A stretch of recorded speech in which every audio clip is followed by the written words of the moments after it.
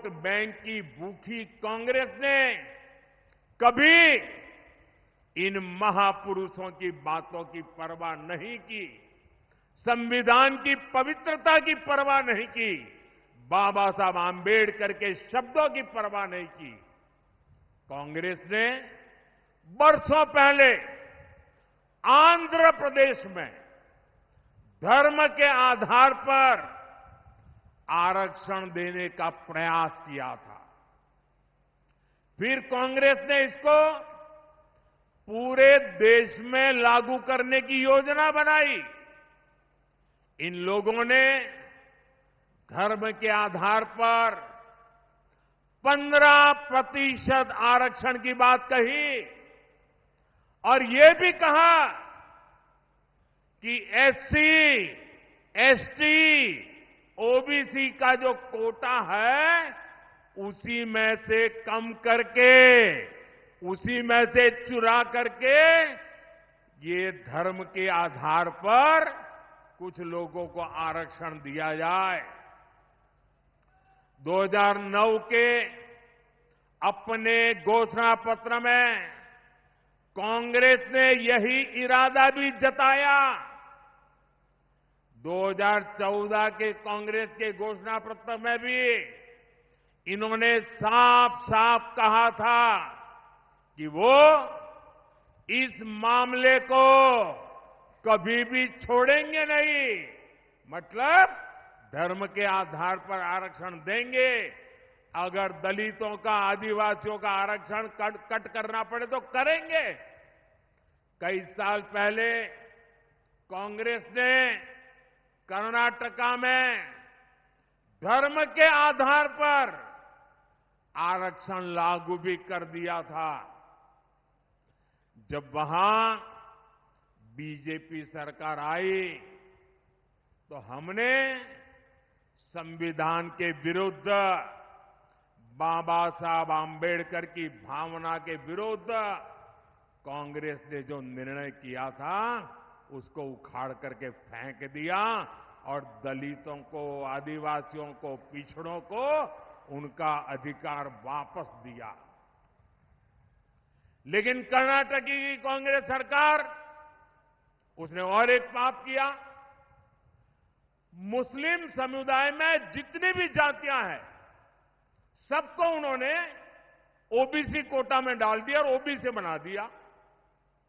यानी जो हमारे देश के ओबीसी समाज को लाभ मिलता था उसका बड़ा हिस्सा कट गया और वो भी वहां चला गया। यानी कांग्रेस ने सामाजिक न्याय का अपमान किया, सामाजिक न्याय की हत्या की। कांग्रेस ने भारत के सेक्युलरिज्म की हत्या की। कर्नाटका अपना यही मॉडल ये कांग्रेस पूरे देश में लागू करना चाहती है। कांग्रेस संविधान बदलकर एससी, एसटी, ओबीसी का हक अपने वोट बैंक को देना चाहती है। भाई और बहनों, ये सिर्फ आपके आरक्षण को ही लूटना नहीं चाहते, उनके तो और बहुत कारनामे हैं। और इसलिए मेरे आदिवासी भाई बहनों को कहना चाहता हूं, मेरे दलित भाई बहनों को कहना चाहता हूं, मैं ओबीसी के भाई बहनों को कहना चाहता हूं, ये कांग्रेस के इरादे नेक नहीं है, संविधान के अनुरूप नहीं है, सामाजिक न्याय के अनुरूप नहीं है, भारत की बिन सांप्रदायिकता के अनुरूप नहीं है। अगर आपके आरक्षण की कोई रक्षा कर सकता है तो सिर्फ और सिर्फ भारतीय जनता पार्टी कर सकती है। और इसलिए आप भारतीय जनता पार्टी को भारी समर्थन दीजिए ताकि कांग्रेस की एक न चले, किसी राज्य में भी वो कोई हरकत न कर सके, इतनी ताकत आप मुझे दीजिए ताकि मैं आपकी रक्षा कर सकूं। साथियों, कांग्रेस की नजर सिर्फ आपके आरक्षण पर ही ऐसा नहीं है। कांग्रेस की नजर आपकी कमाई पर, आपके मकान, दुकान, खेत, खलिहान पर भी है। कांग्रेस के शाहजादे का कहना है कि ये देश के हर घर, हर अलमारी, हर परिवार की संपत्ति का एक्सरे करेंगे। हमारी माताओं बहनों के पास जो थोड़ा बहुत स्त्री धन होता है, गहने जेवर होते हैं, कांग्रेस उनकी भी जांच कराएगी। यहां सरगुजा में तो हमारी आदिवासी बहनें चंदवा पहनती है, हंसूली पहनती है, हमारी बहनें मंगलसूत्र पहनती हैं। कांग्रेस ये सब आपसे छीनकर वो कहते हैं हम इक्वली डिस्ट्रीब्यूट कर देंगे। अब आपको मालूम है ना वो किसको देंगे? मालूम है ना किसको देंगे? आपसे लूट करके किसको देंगे मालूम है ना? मुझे कहने की जरूरत है क्या? क्या ये पाप करने देंगे क्या आप? और कहती है कांग्रेस सत्ता में आने के बाद ही वो एक के बाद ऐसे क्रांतिकारी कदम उठाएगी। अरे ये सपने मत देखो, देश की जनता आपको ऐसा मौका नहीं देगी। साथियों, कांग्रेस पार्टी के खतरनाक इरादे एक के बाद एक खुलकर सामने आ रहे हैं। शाही परिवार के शाहजादे के सलाहकार, इस शाही परिवार के शाहजादे के पिताजी के भी सलाहकार, उन्होंने कुछ समय पहले कहा था, और ये परिवार उन्हीं की बात मानता है। उन्होंने कहा था कि हमारा देश का जो मिडिल क्लास है, मध्यम वर्गीय लोग हैं, जो मेहनत करके कमाते हैं, उन्होंने कहा उन पर ज्यादा टैक्स लगना चाहिए। ये इन्होंने पब्लिकली कहा है। अब ये लोग उससे भी एक कदम आगे चले गए हैं। अब कांग्रेस का कहना है कि वो इनहेरिटेंस टैक्स लगाएगी।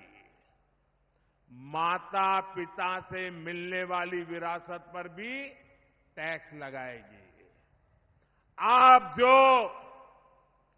अपनी मेहनत से संपत्ति जुटाते हैं, वो आपके बच्चों को नहीं मिलेगी, बल्कि कांग्रेस सरकार का पंजा उसे भी आपसे छीन लेगा।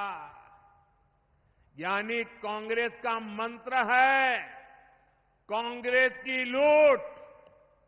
कांग्रेस का मंत्र है कांग्रेस की लूट, जिंदगी के साथ भी और जिंदगी के बाद भी।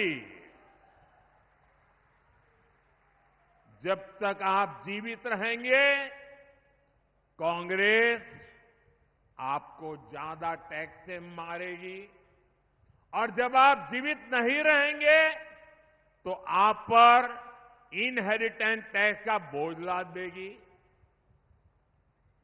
जिन लोगों ने पूरी कांग्रेस पार्टी पैतृक संपत्ति मानकर अपने बच्चों को दे दी, वो लोग नहीं चाहते कि एक सामान्य भारतीय अपने बच्चों को अपनी संपत्ति दे।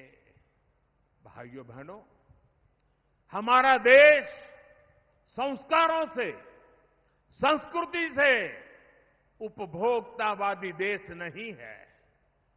हम संचय करने में विश्वास करते हैं, संवर्धन करने में विश्वास करते हैं, संरक्षित करने में विश्वास करते हैं।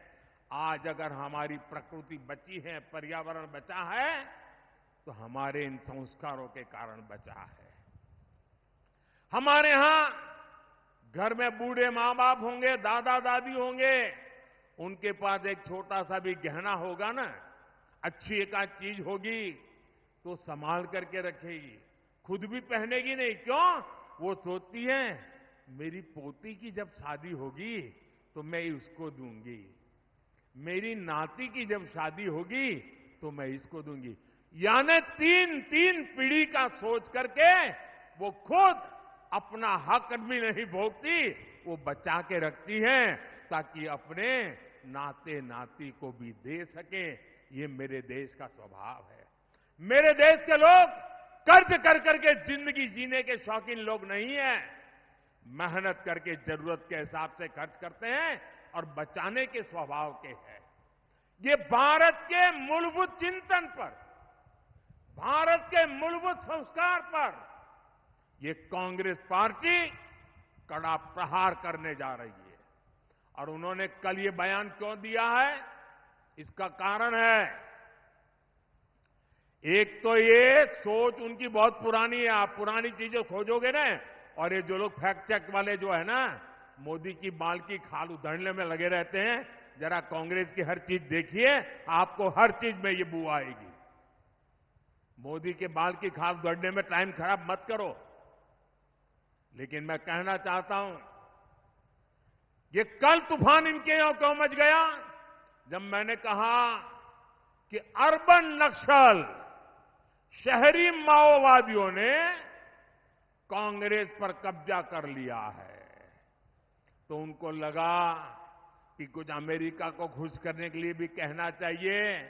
ये मोदी ने इतना बड़ा आरोप लगाया तो बैलेंस करने के लिए वो उधर की तरफ मुड़ने का नाटक कर रहे हैं, लेकिन वो आपकी संपत्ति को लूटना चाहते हैं, आपके संतानों का हक आज ही लूट लेना चाहते हैं। क्या आपको ये मंजूर है? ये आपको मंजूर है? जरा पूरी ताकत से बताइए, उनके कान पे सुनाई दे, ये मंजूर है? देश से चलने देगा? आपको लूटने देगा? आपके बच्चों की संपत्ति लूटने देगा? साथियों, जितने साल देश में कांग्रेस की सरकार रही, आपका हक का पैसा लूटा जाता रहा। लेकिन भाजपा सरकार आने के बाद अब आपके हक का पैसा आप लोगों पर खर्च हो रहा है। इस पैसे से छत्तीसगढ़ के करीब 13 लाख परिवारों को पक्के घर मिले। इसी पैसे से यहां लाखों परिवारों को मुफ्त राशन मिल रहा है। इसी पैसे से 5 लाख रुपए तक का मुफ्त इलाज मिल रहा है। मोदी ने ये भी गारंटी दी है कि 4 जून के बाद छत्तीसगढ़ के हर परिवार में जो बुजुर्ग माता पिता है, जिनकी आयु 70 साल हो गई है, अब उनको मैं कहना चाहता हूं, आज अगर आप बीमार होते हैं तो आपके बेटे को खर्च करना पड़ता है, आपकी बेटी को खर्च करना पड़ता है।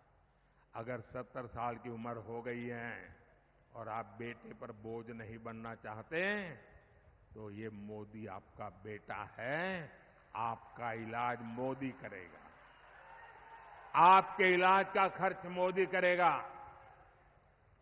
सरगुजा के ही करीब 1 लाख किसानों के बैंक खाते में किसान निधि के 225 करोड़ रुपए जमा हो चुके हैं और ये आगे भी होते रहेंगे।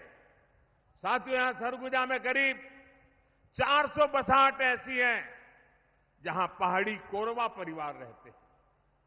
पंडो, माझी, मझवार जैसी अनेक अति पिछड़ी जनजातियां यहां रहती है। छत्तीसगढ़ और दूसरे राज्यों में भी रहती है। हमने पहली बार ऐसी सभी जनजातियों के लिए 24,000 करोड़ रुपए की पीएम जनमन योजना भी बनाई है। इस योजना के तहत पक्के घर, बिजली, पानी, शिक्षा, स्वास्थ्य, कौशल विकास, ऐसी सुविधाएं पिछड़ी जनजातियों के गांव तक पहुंचेगी। साथियों, 10 वर्षों में भांति भांति की चुनौतियों के बावजूद यहां रेल, सड़क, अस्पताल, मोबाइल टावर ऐसे अनेक काम हुए हैं। यहां एयरपोर्ट की बरसों पुरानी मांग पूरी की गई है। आपने देखा है अंबिकापुर से दिल्ली के ट्रेन चली तो कितनी सुविधा हुई है। साथियों, 10 साल में गरीब कल्याण, आदिवासी कल्याण के लिए हमने इतना कुछ किया। लेकिन ये तो सिर्फ ट्रेलर है, ट्रेलर। आने वाले 5 साल में बहुत कुछ करना है। सरगुजा तो स्वर्ग जा, यानी स्वर्ग की बेटी है। यहां प्राकृतिक सौंदर्य भी है, कला संस्कृति भी है, बड़े मंदिर भी है। हमें इस क्षेत्र को बहुत आगे लेकर जाना है और इसलिए आपको हर बूथ पर कमल खिलाना है। साथियों, 24 के इस चुनाव में आपके सेवक नरेंद्र मोदी को आपका आशीर्वाद चाहिए। मैं आपसे आशीर्वाद मांगने आया हूं। आपको केवल एक सांसद ही नहीं चुनना, बल्कि देश का उज्जवल भविष्य चुनना है। अपने आने वाली पीढ़ियों का भविष्य चुनना है। इसलिए राष्ट्र निर्माण का ये मौका बिल्कुल न गंवाएं। गर्मी हो, शादी ब्याह का अवसर हो, खेत में कोई काम निकला हो, रिश्तेदार के यहां जाने की जरूरत पड़ गई हो, इन सब के बावजूद भी मतदान के दिन कुछ समय ये आपके सेवक मोदी के लिए निकालिए। भारत के लोकतंत्र के निकालिए, भारत के उज्जवल भविष्य के लिए निकालिए, आपके बच्चों की गारंटी के लिए निकालिए और मतदान अवश्य करें। अपने बूथ में सारे रिकॉर्ड तोड़ने वाला मतदान हो, इसके लिए मैं आपसे प्रार्थना करता हूं और मेरा आग्रह है, पहले मतदान फिर जलपान। हर बूथ में मतदान का उत्सव होना चाहिए, लोकतंत्र का उत्सव होना चाहिए। गाजे बाजे के साथ लोकतंत्र जिंदाबाद, लोकतंत्र जिंदाबाद करते करते मतदान करना चाहिए। और मैं आपको वादा करता हूं, भाइयों बहनों, मेरे लिए आपका एक एक वोट ये सिर्फ वोट नहीं है, मेरे लिए ईश्वर रूपी जनता जनार्दन का आशीर्वाद है। यह आशीर्वाद परमात्मा से कम नहीं है, यह आशीर्वाद ईश्वर से कम नहीं है। इसलिए भारतीय जनता पार्टी को दिया आपका एक एक वोट, कमल के फूल को दिया हुआ आपका एक एक वोट विकसित भारत बनाएगा और ये मोदी की गारंटी है। कमल के निशान पर आप बटन दबाएंगे, कमल के फूल पर आप वोट देंगे तो वो सीधा वोट मोदी के खाते में जाएगा, वो वोट सीधा मोदी को मिलेगा। भाइयों और बहनों, 7 मई को चिंतामणि महाराज जी को भारी मतों से जिताना है। मेरा एक और आग्रह है, आप घर घर जाइएगा और कहिएगा, मोदी जी ने जो हार कहा है, कहेंगे? मेरे साथ बोलिए, भारत माता की, भारत माता की, भारत माता की। बहुत बहुत धन्यवाद।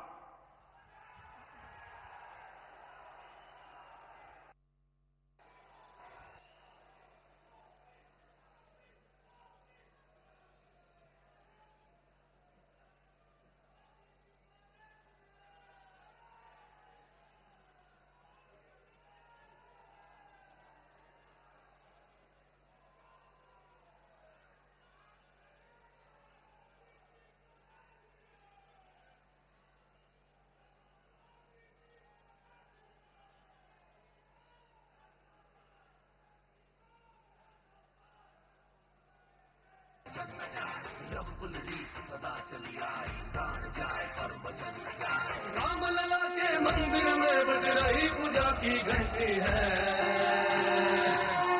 प्राण जाए पर वचन न जाए, मोदी की गारंटी है। प्राण जाए पर वचन न जाए, मोदी की गारंटी है।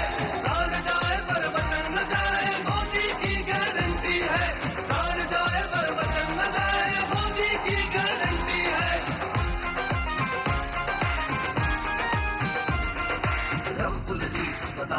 For more of such videos, do like, share and subscribe to ET Now Swadesh.